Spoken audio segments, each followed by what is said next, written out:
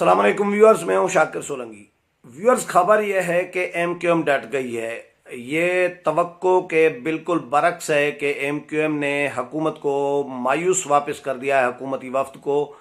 और खालिद मकबूल सिद्दीकी ने इस्तीफ़े का ऐलान वापस लेने से माजरत कर दी है। ये बड़ी खबर है। और एक और इत्तेहादी जमात के लिए कहा जा रहा है, इतलात ये आ रही हैं कि आज कल में वो भी हुकूमती इत्तेहाद से अलहदगी का ऐलान करने वाली है।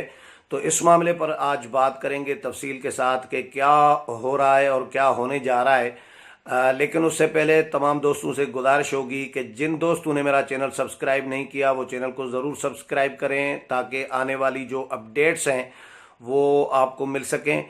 और प्रोग्राम अच्छा लगे तो इसको शेयर करें, लाइक करें और कमेंट्स करें।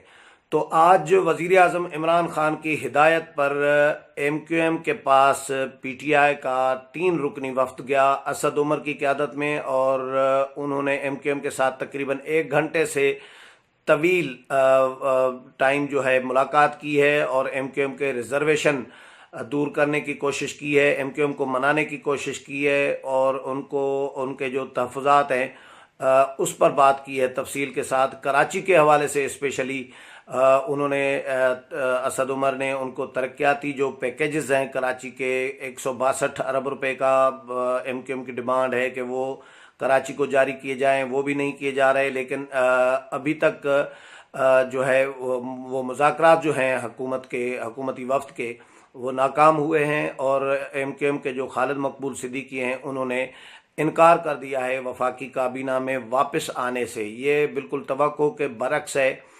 समझा तो ये जा रहा था कि एमक्यूएम ब्लैकमेल कर रही है, और मेरी भी राय ये थी, आम तकरीबन अक्सर लोगों की, सियासतदानों की, तजिया नगारों की, सहाफ़ियों की, आम जो मेरे व्यूअर्स हैं या आम आदमी है, वो भी एमक्यूएम का, क्योंकि माजी का ट्रैक रिकॉर्ड ऐसा ही रहा है कि एमक्यूएम ब्लैकमेल करती रही है हुकूमतों को। और लेकिन इस दफ़ा अभी क्योंकि पहला दिन है, ज़ाहिर है गुज़श्ता रोज़ हुकूमत ने एमक्यूएम ने ऐलान किया था वफाकी काबीना से अलहदगी का। जो एमक्यूएम के कन्वीनर हैं खालिद मकबूल सिद्दीकी, अभी तो 24 घंटे भी नहीं गुजरे, अभी टाइम बाकी है। हो सकता है एक और मुलाकात हो, जहांगीर तरीन की मुलाकात वो हो सकता है मैदान में कूद पड़ें, या वज़ीर आज़म इमरान खान खुद एमक्यूएम से रब्ता करें या एमक्यूएम से के वफ्द से मुलाकात करें। क्योंकि असद उमर ने यह भी कहा है कि फरवरी में वज़ीर आज़म आएंगे कराची, और कराची में तरक्याती मंसूबों का वज़ीर आज़म खुद ऐलान करेंगे। ये फरवरी तो बहुत दूर है, फरवरी तक पता नहीं पीटीआई की हुकूमत होगी या नहीं होगी, क्या होगा। लेकिन क्योंकि जिस तरह का मामला है एमक्यूएम के बारे में अक्सर राय ये सामने आ रही है कि एमक्यूएम, ये सवाल ही पैदा नहीं होता कि एमक्यूएम खुद से इतना बड़ा स्टेप लेने जाए और खुद से इतना बड़ा फैसला कर ले कि हुकूमत को यानी इस तरह तनहा छोड़ दे या हुकूमत गिराए। ये एमक्यूएम के बस की बात नहीं है। 5 अरकान तो हैं उनके, लेकिन मुक़्तदर कुव्वतों और इस्टबलिशमेंट की मर्ज़ी के बगैर एमक्यूएम किसी सूरत फैसला नहीं करेगी।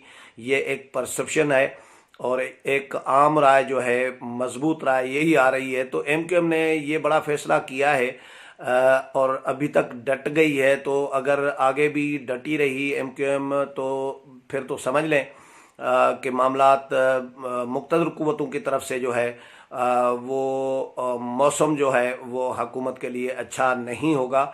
और एक और पार्टी भी कहा जा रहा है कि इत्तेहादी जो है हुकूमत की, सरदार अख्तर मेंगल, उनके लिए भी कहा जा रहा है कि वो भी आज शाम को, कल परसों तक वो भी हुकूमत से अलहदगी का ऐलान कर सकते हैं। ये भी इस तरह की भी इतलात आ रही हैं। मैं आज कोशिश करूंगा कि अगर सरदार अख्तर मेंगल पार्लियामेंट हाउस आते हैं तो उनसे मेरा कोई मुलाकात हो, गपशप हो, क्योंकि अख्तर मेंगल के खुद तहफ़्फ़ुज़ात रहे हैं। उनके साथ जो 6 उन्होंने मुतालबात रखे थे हुकूमत के सामने, मिसिंग पर्सनस का, बलूचिस्तान के हुकूक का, राइट्स का, वो उनके बिल्कुल पूरे अभी तक नहीं हुए। हुकूमत को उन्होंने वार्निंग भी दी थी, अपोजिशन के साथ मुलाकातें भी की थी, बिलावल भुट्टो जरदारी के साथ की थी, नून लीग के रहनुमाओं के साथ की थी। फिर बिलावल भुट्टो ने कमेटी कायम की थी अख्तर मिंगल से मुज़ाकरात के लिए। उस कमेटी ने मुलाकातें की अख्तर मिंगल के साथ, और अख्तर मिंगल ने उनको शर्त ये रखा था कि हुकूमत तो हमारे मुतालबात नहीं मान रही, तो अगर अपोजिशन की जमातें हमें ये यकीन दिलाएं कि वो जब भी इक़्तिदार में आए तो ये हमारे 6 मुतालबात सबसे पहले मंजूर करने होंगे और इन पर अमल दरामद करना होगा, इस तरह की हमें कोई श्योरिटी अपोजिशन दे तो मैं अपोजिशन में आने के लिए तैयार हूँ, हुकूमत को छोड़ने के लिए तैयार हूँ। ये अख्तर मिंगल का अपोजिशन को कहना था।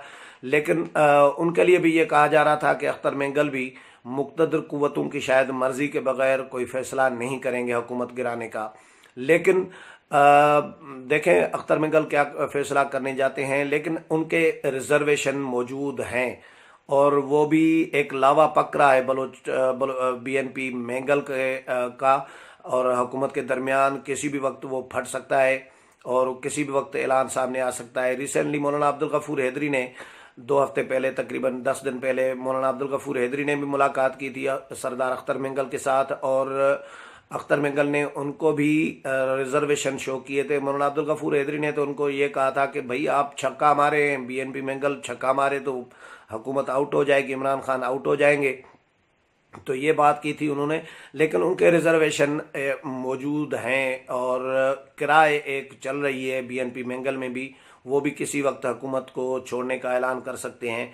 और जो मुस्लिम लीग काफ है वो तो मौलाना के साथ ऑन बोर्ड है आज़ादी मार्च से लेकर, और जिस तरह मैंने पहले प्रोग्रामात किए थे आज़ादी मार्च के दिनों में जब मुज़ाकरात चल रहे थे हुकूमत और मौलाना के दरमियान, और पसे पर्दा जो भी मुज़ाकरात चल रहे थे, फिर चौधरी बिरादरान मुज़ाकरात कर रहे थे मौलाना के साथ, तो उन दिनों में मैंने 2-3 प्रोग्राम किए थे। उसमें सीन तब्दीली का इस तरह बताया था कि पंजाब में तब्दीली आ सकती है पहले, और मरकज़ में भी आ सकती है। पंजाब, मरकज़ और बलूचिस्तान, ये 2 सूबे और मरकज़ की हुकूमत, 3 हुकूमतें तो अपोजिशन चाहे या मुक़्तदर क़ुव्वतें चाहें तो इन हाउस तब्दीली हो सकती है और तीनों हुकूमतें चेंज हो सकती हैं, PTI से छीनी जा सकती हैं, क्योंकि मरकज़ में चंद सीटों पर PTI की हुकूमत खड़ी है। MQM छोड़ जाए और अख्तर मिंगल छोड़ जाए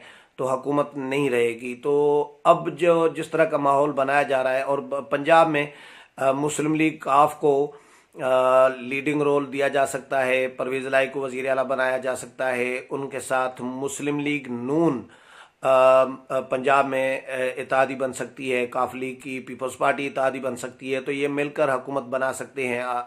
कुछ ज़रूरत पड़ने पर फॉरवर्ड ब्लॉक भी जो बन रहा है बनाया जा सकता है, नहीं बल्कि इतलात ये हैं कि 20 लोगों का फॉरवर्ड ब्लॉक, 20 से भी ज़ायद हो गए होंगे अभी तो, लेकिन कुछ दिन पहले तक 20 लोग PTI के अंदर जो MPs हैं पंजाब के, उनके लिए सुन रहे थे कि उन्होंने फॉरवर्ड ब्लॉक बना लिया है और उनमें लोगों में इजाफा होता जा रहा है। तो ये फॉरवर्ड ब्लॉक भी उनका शामिल किया जा सकता है, हुकूमत तब्दील हो सकती है पंजाब में भी, क्योंकि मुस्लिम लीग नून और काफ लीग के दरमियान ये इतलात हैं कि हम आहंगी हो गई है। मियाँ नवाज शरीफ नाराज़ होते थे चौधरी बिरादरान से, लेकिन अब मामलात क्योंकि हैंडल कर रहे हैं, सारे मामलात चला रहे हैं मियाँ शहबाज शरीफ, तो शहबाज शरीफ इस पर राज़ी हो गए हैं कि अगर मरकज़ में काफ लीग हुकूमत का, PTI की हुकूमत का साथ छोड़ देती है और मरकज़ में कोई इन हाउस तब्दीली आती है, इन हाउस तब्दीली आएगी, तो फिर मुझे नहीं लग रहा कि PTI का कोई शख्स वज़ीर आज़म बन सकता है, फिर हुकूमत ही तब्दील हो सकती है। यानी जो अपोजिशन में है अभी इस वक्त नून लीग बड़ी पार्टी है, तो उनको लीडिंग रोल दिया जा सकता है, फिर उनके साथ पीपल्स पार्टी, काफ लीग, MQM, अख्तर मिंगल, ये सब मिला जुला के, और ज़रूरत पड़ने पर मरकज़ में भी ज़रूरत पड़ी तो फिर PTI के लोग भी बहुत सारे नाराज़ जो बैठे हैं इस वक्त, उनको भी शामिल किया जा सकता है। तो मरकज़ में भी तब्दीली आ सकती है, पंजाब में भी तब्दीली आ सकती है। बलूचिस्तान तीसरे नंबर पर होगा, क्योंकि बलूचिस्तान में देखा जाएगा कि बलूचिस्तान का क्या किया जाए, क्योंकि ज़रूरत इनको मरकज़ और पंजाब में है। पंजाब में ब्यूरोक्रेसी अगर ताउन नहीं करेगी, मामलात नहीं चल रहे उस्मान बुज़दार के, तो ये समझे पूरे पाकिस्तान में नहीं चल रहे, क्योंकि पंजाब बड़ा सूबा है, वहाँ पर मामलात चलाना ज़रूरी होता है। वहाँ पर मामलात शिकायत ये हैं कि ब्यूरोक्रेसी ताउन नहीं कर रही बुज़दार के साथ।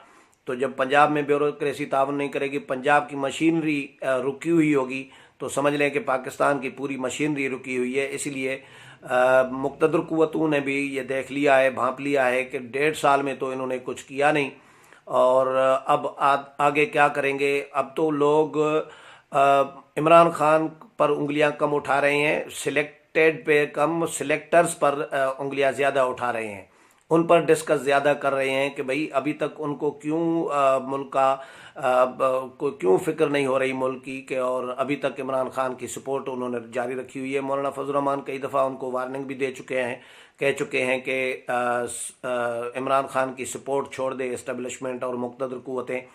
लेकिन ये अब सीन इसी तरह ही मुझे लग रहा है कि अगर MQM डट गई तो समझ लें, अभी तक तो डटी हुई है, ये बड़ी खबर है, तो समझ लें कि फिर अख्तर मेंगल भी आएंगे, फिर काफ लीग भी आएगी, उनके भी रिजर्वेशन आने वाले दिनों में बढ़ेंगे।